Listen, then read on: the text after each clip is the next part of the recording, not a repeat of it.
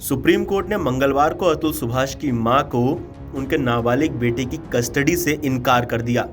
उन्होंने कहा कि वो बच्चे के लिए अजनबी हैं।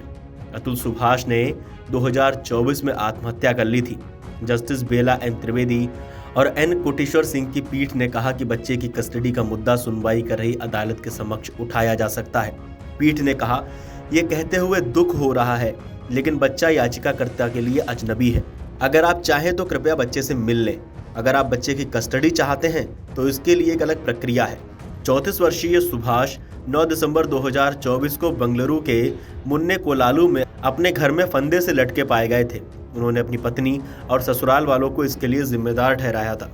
शीर्ष अदालत सुभाष की मां अंजू देवी की बंदी प्रत्यक्षीकरण याचिका पर सुनवाई कर रही थी, जिसमें उन्होंने अपने 4 वर्षीय पोते की कस्टडी की मांग की थी। सुनवाई के दौरान सुभाष की अलग रह रही पत्नी निकिता सिंघानिया की ओर से पेश हुए वकील ने शीर्ष अदालत को बताया कि बच्चा हरियाणा के एक बोर्डिंग स्कूल में पढ़ रहा है।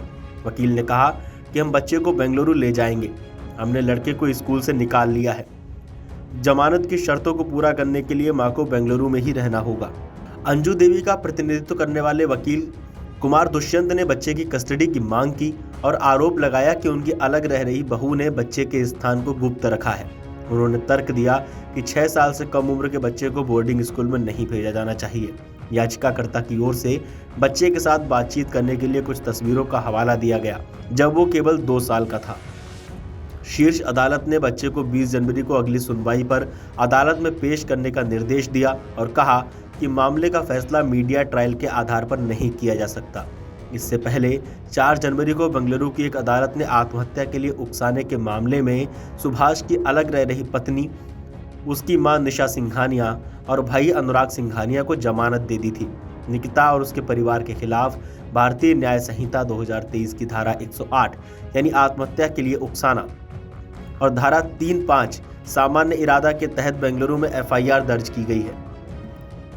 इस पूरी खबर पर आपका क्या कहना है, हमें कमेंट करके बताइए और देखते रहिए अमर उजाला।